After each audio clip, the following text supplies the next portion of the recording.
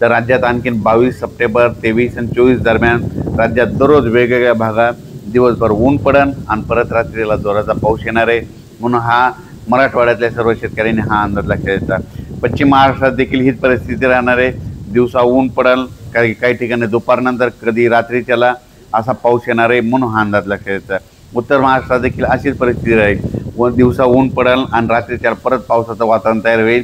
ठिकठिकाणी पाऊस पडल, सर्वदूर पडणार नाही, पण पाऊस मात्र काही भागामध्ये जोराची हजेरी लावणार आहे आणि याच्यामध्ये स्पीड जास्त असणार आहे, म्हणून हे लक्षात घ्यायचं। त्याच्यानंतर विदर्भात देखील काय होईल, भाग बदलत पाऊस पडणार आहे, म्हणून हा अंदाज लक्षात घ्यायचा।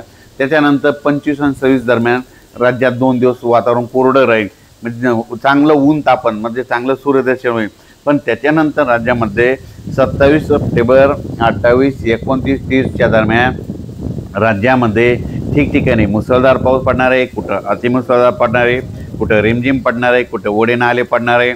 म्हणून हा अंदाज सर्व जनतेने लक्षात घ्यायचा, सगळ्यात महत्त्वाचं शेतकऱ्यांनी लक्षात घ्यायचा।